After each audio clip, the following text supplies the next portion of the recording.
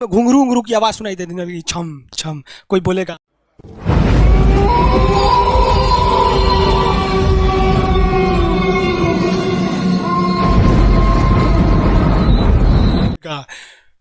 तुम मेरे पिछले जन्म के प्रेम हो, मैं तुम्हें लेने आई हूँ। अच्छा एक चीज देखें, भूत हमेशा महिलाएं बनती हैं, पुरुष भूत बनता है जी।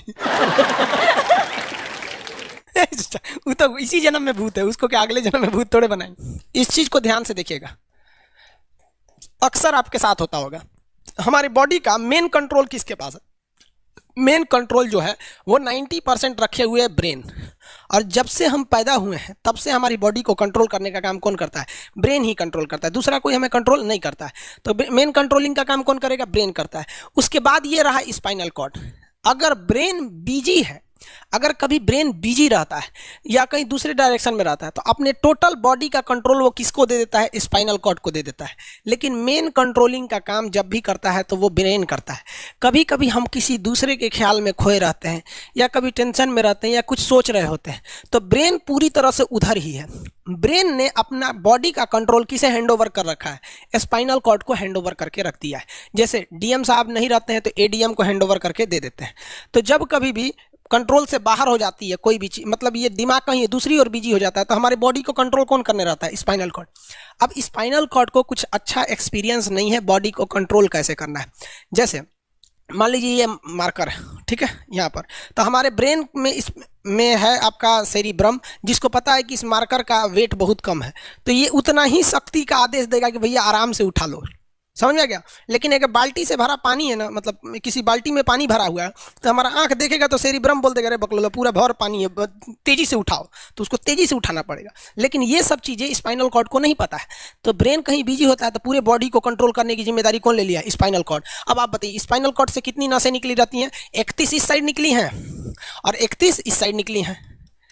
31 जोड़ी नसें निकली रहती हैं, दोनों साइड से नसें पतली पतली निकली हैं। जैसे ब्रेन बिजी हुआ, स्पाइनल कॉर्ड को कहा, स्पाइनल कॉर्ड 31 जोड़ी नसों को कहा सब लोग रेडी हो जाओ, कुछ नहीं होना चाहिए, कुछ नहीं होना चाहिए, एकदम अलर्ट मोड पर, हमला हो सकता है पूरा।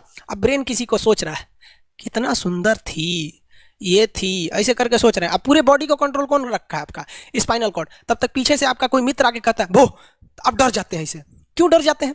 रीजन समझिए क्या है कि ब्रेन उस समय बिजी था, संभालने की जिम्मेदारी स्पाइनल कॉर्ड की थी, और स्पाइनल कॉर्ड ने अपने 31 जोड़ी नसों को अलर्ट मूड पर रखा था। जैसे वो बोले ना 31 का जो अलर्ट हो गया, क्या हुआ क्या हुआ, तब तक झट से झटका लगता है, तुरंत ब्रेन अपने कंट्रोल में ले लेता है। अरे बकलोलवा क्या कर रहा है? तब देखे दूर सोच रही तो हमारा दोस्त है। तो जब कभी भी आपके सामने से कोई आके कहेगा भो, तो आप नहीं डरेंगे, क्योंकि आपका ब्रेन एकदम एडजस्ट कर रहा है, बकलोला भो बोलेगा।